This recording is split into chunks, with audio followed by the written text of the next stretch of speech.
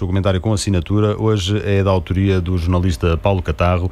Vamos então avançar, Paulo, com o teu comentário. Sei que queres começar por falar nas teorias da conspiração que existem sempre em redor dos jogos grandes e também baseado na questão de sair a jogar desde as partes mais recuadas, os problemas das bolas saírem a jogar agora dos pés dos guarda-redes para os defesas e dos erros que são cometidos muitas vezes e que os adversários beneficiam. Eu creio que é por aí que vais começar, certo? Sim, bom dia. De facto, eu gostava de começar por aí, porque realmente este assunto eu acho que merece muita discussão e debate. A começar logo pelo primeiro ponto que referiste, que é esta questão das teorias de conspiração que existem logo em redor dos jogos, sobretudo dos jogos que envolvem os três grandes, e especialmente o Benfica e o Futebol Clube do Porto, em que nas redes sociais aparecem logo centenas ou milhares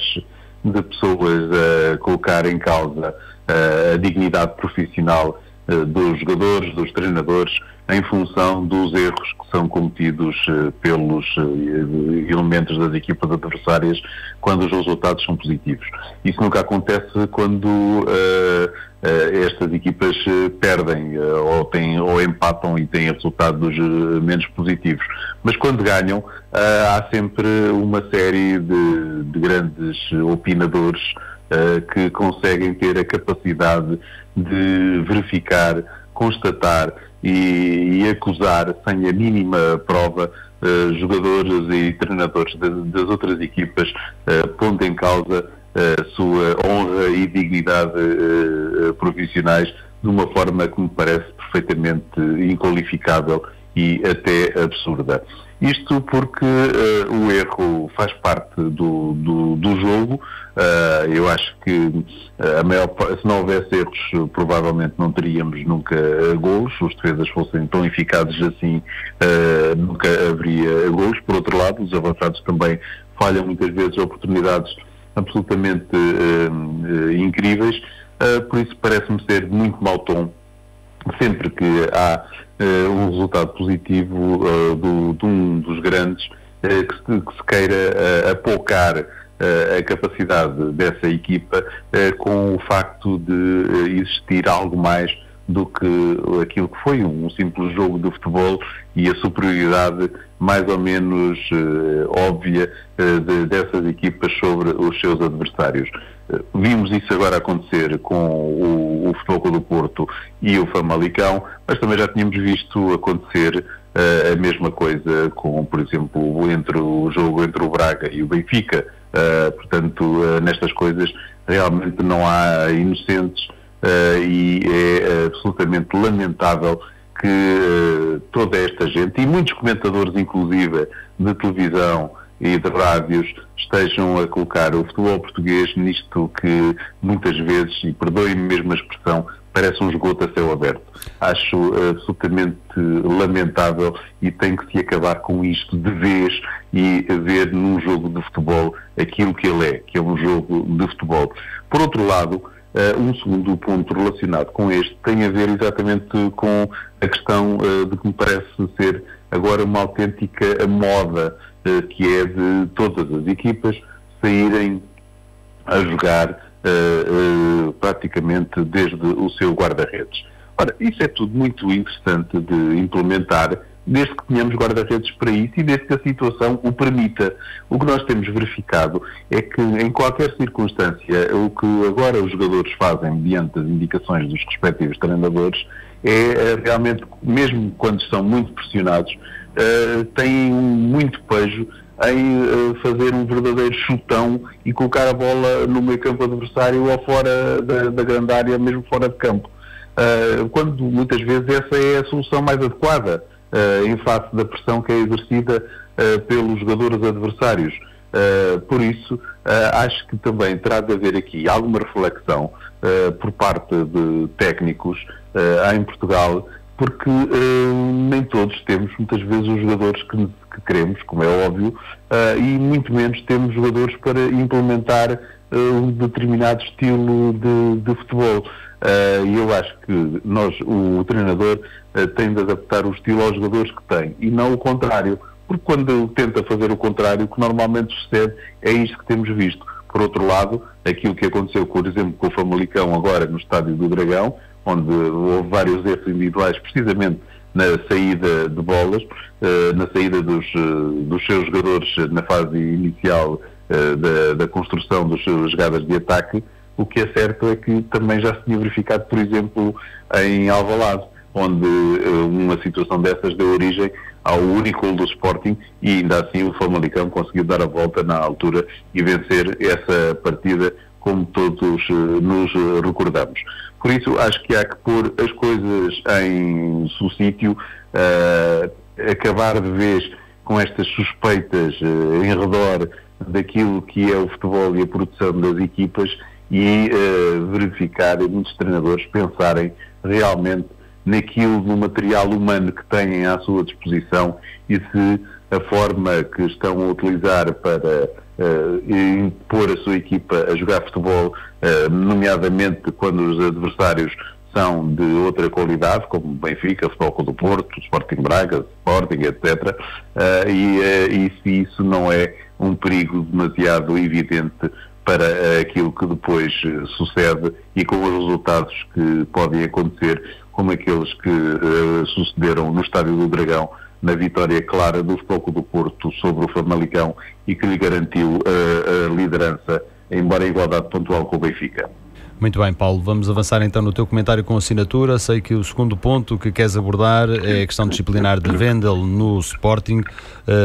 O jogador brasileiro acumula casos de indisciplina, mas acaba por ser também pouco defendido pelo clube e crucificado em público, o que parece um contrassenso, porque o Sporting quer, passa a expressão, despachar Wendel, mas depois acaba por desvalorizá-lo publicamente. Pois, isso parece-me um contrassenso absurdo e total, não é? É evidente que o Wendel já tem tido várias situações de infração do regulamento disciplinar do Sporting, mas ultimamente tudo aquilo que o Wendel faz fora daquilo que deveria ser a regra habitual é colocado de forma pública na comunicação social, o que parece indiciar que realmente o Sporting está interessado em desfazer-se do jogador. Agora, o que não me parece, o que passa muito sentido, é que quando nós queremos realmente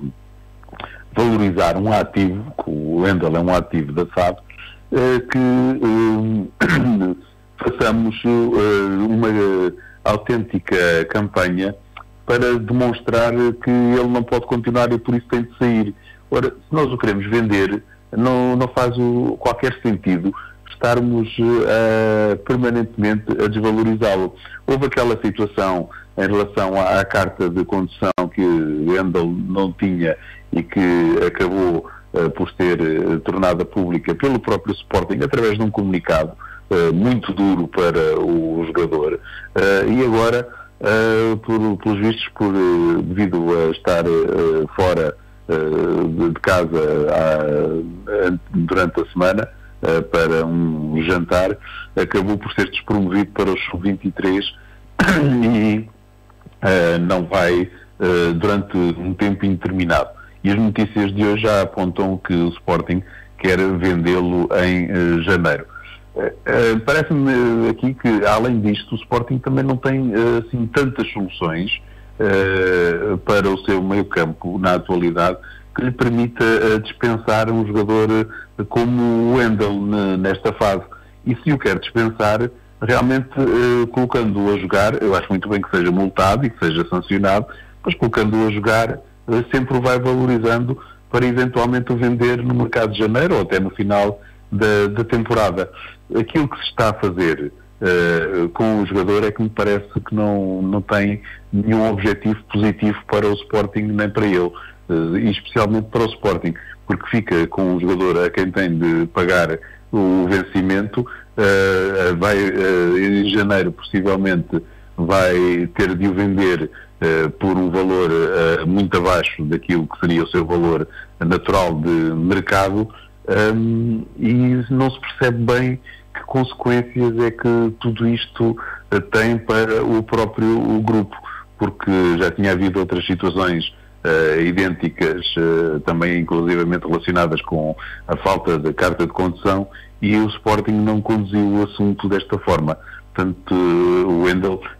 quase que parece ser um patinho feio do Sporting, e perdoem-me de novo a expressão, e acho que vai ter de sair do Sporting mais cedo ou mais tarde, e sairá seguramente por um valor que não corresponde àquilo que é a sua real valia enquanto jogador. A situação de Wendel é complicada em Alvalade, e o Sporting, como tu dizes, também não tem sabido proteger em condições o jogador, e tem-no exposto em demasia, o que o desvaloriza. Avançando no teu comentário com assinatura, Paulo Catarro, creio que vais passar agora para o Benfica e para a falta de soluções no ataque encarnado após as saídas de João Félix e Jonas. O que é que tens a dizer sobre isto? Pois, este é também um dos assuntos que causa mais perplexidade durante esta temporada no futebol português. O Benfica vendeu João Félix por uma verba absolutamente extraordinária, 126 milhões de euros,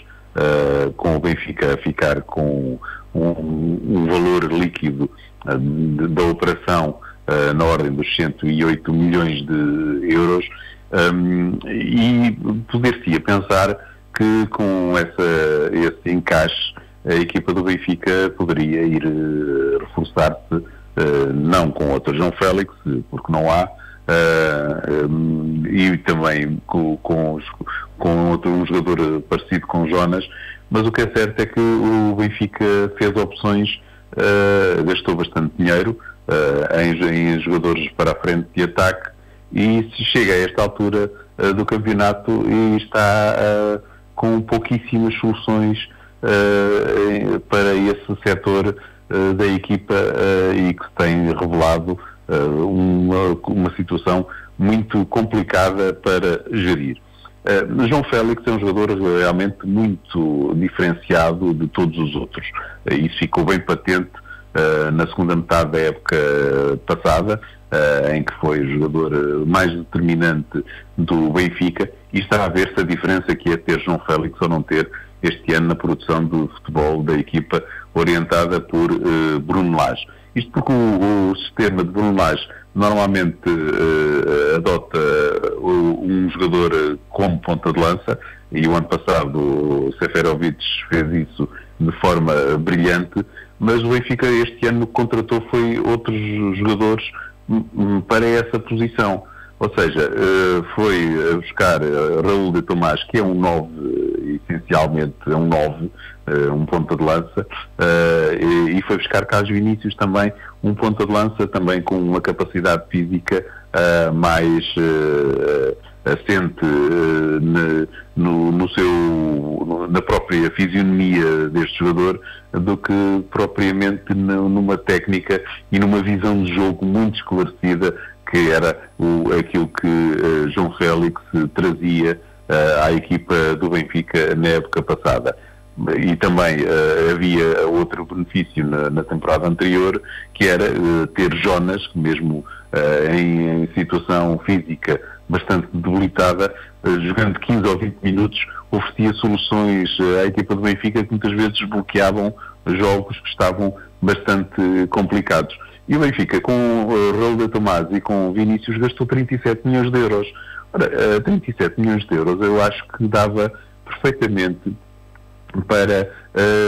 ter jogadores que fossem encaixar nas ausências que o Benfica teve em relação à época anterior. E não foi isso que se passou. O Benfica não tem nenhum jogador nem sequer parecido com João Félix, nem não tem nenhum também que se pareça minimamente com Jonas, e depois o Benfica é isto que nós vemos, com um futebol extremamente previsível, com uma equipa onde Seferovic voltou à produção habitual de todos os anos, a exceção foi a época passada, e muito porque tinha ao lado o João Félix na parte final, na segunda metade da época, mas realmente o Benfica depois, quando tem necessidade de alterar o seu esquema de jogo e a mobilidade dos seus homens da frente e do meio campo para tentar alterar o rumo dos jogos, as opções que normalmente tem não são diferentes daquelas que estão dentro de campo. E Tarapte, como segundo avançado, já se percebeu que não resolve qualquer assunto e, portanto, cabe aqui dizer, ou cabe colocar a questão sobre aquilo que se passa com o Jota, porque nunca merece uma das oportunidades para jogar nesta posição. O Benfica tem agora de novo Chiquinho, que todos sabemos que é uma das grandes apostas do clube e do Bruno Lage para esta época. Mas realmente, em função dos 37 milhões que foram gastos com o Carlos Vinícius e com o Raul de Tomás, fica por saber porque é que o Benfica não contratou, por exemplo, um jogador como o alemão Waldschmidt, que esteve a ser várias vezes cogitado como reforço do Benfica, na altura a um preço na ordem dos 15 a 18 milhões de euros, e hoje este jogador do Friburgo, que está a fazer mais uma vez um excelente campeonato na Alemanha, obviamente que o seu valor está já entre os 25 e os 30, o que se torna bem mais complicado para o Benfica assegurar o seu concurso e o seu reforço. Por isso é um pouco incompreensível estas opções de mercado que o Benfica tomou no último defeso, e os resultados estão aí. O Benfica marca menos golos, cria menos oportunidades, e os resultados refletem naturalmente isto que eu acabei de dizer. E agora também não há Rafa, não é? Que é a mais recente baixa em termos físicos da equipa de Bruno Lage, e o treinador do Benfica tem adicionado a questão do mau estado do relevado como possível contributo para estas lesões, tanto de Chiquinho, que já está recuperado, como tu disseste, e agora de Rafa. O que é que se passa?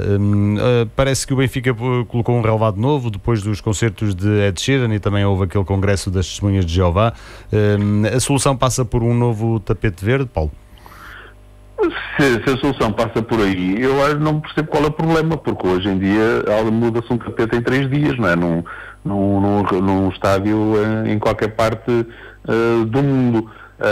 Agora, o que referiste que é muito estranho, é que o relevado do Benfica realmente, como tu disseste, tem 3 meses. Foi mudado a seguir aos concertos do Ed Sheeran no Estádio da Luz. Foram 2, e logo a seguir foi então implantado o novo tapete, e o relevado nunca esteve em boas condições. Se recordarem daquilo que aconteceu logo no primeiro jogo do Benfica, da apresentação aos associados frente ao Anderlecht, o relevado estava num estado absolutamente lastimável, com remendos por tudo o que era sítio. E este relevado, no fundo, tem 3 meses. Ora, 3 meses já o relevado não está em condições, e depois é mesmo o relevado que está na origem de tantas lesões que assolam a equipa do Benfica, que já são 13 nesta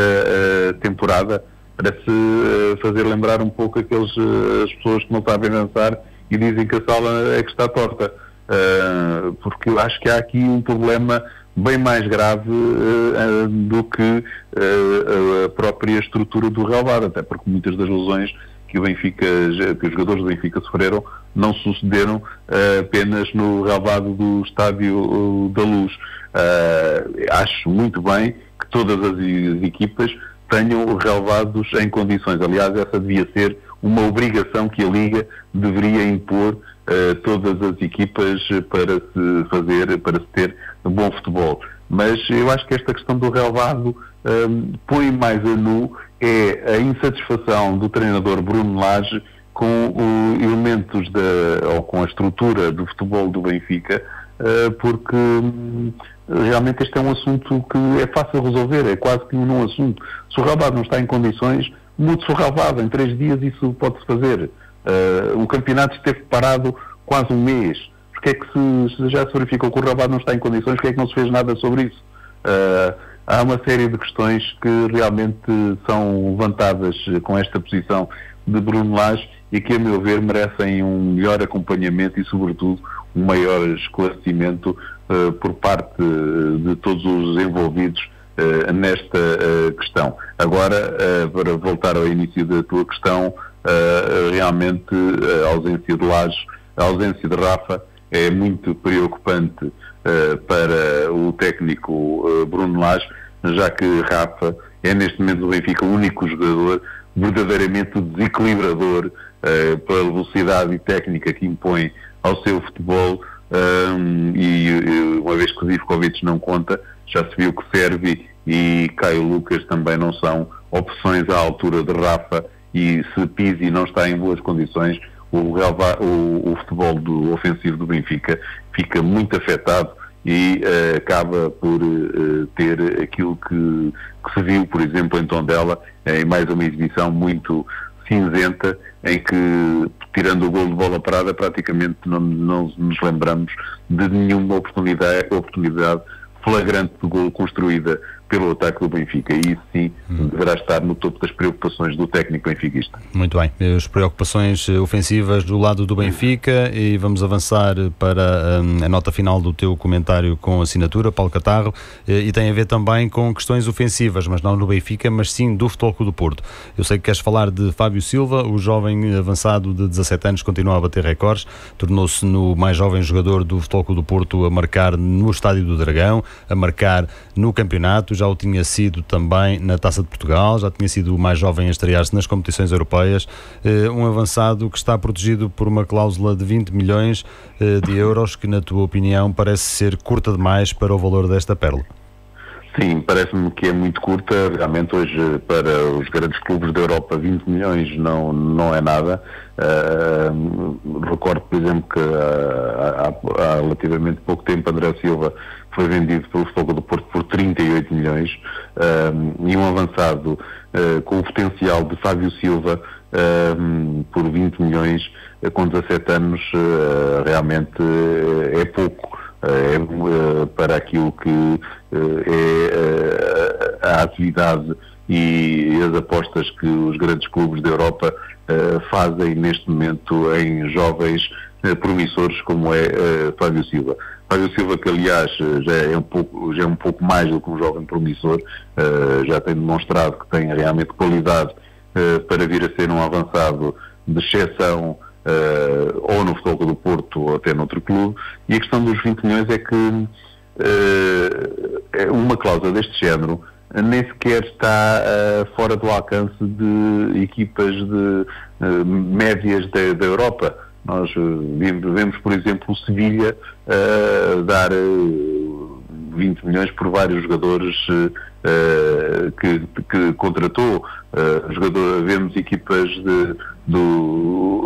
abaixo do nível de Barcelona e do Real Madrid e do Atlético pagarem muitas vezes valores acima desses jogadores, desse valor, por jogadores que não têm a qualidade de Fábio Silva. E isto levanta também um problema, que é o facto do Futebol Clube do Porto ter vários jogadores ou com contratos de cláusulas bastante baixas. Eu dou outro exemplo. Alex Telles tem uma cláusula de 40 milhões de euros. Acho que é pouco também para aquilo que é a valia do lateral esquerdo e para a importância que ele tem, em face da importância que ele tem na produção da equipa do Futebol Clube do Porto. E os últimos anos demonstraram que realmente o Futebol Clube do Porto deixa que estes assuntos decorram até à parte final dos contratos, e aí normalmente não consegue resolver a seu favor esses desentendidos com os jogadores em matéria daquilo que eles pretendem e daquilo que o Futebol do Porto pretende pagar. O defesa Reis, o médio Herrera,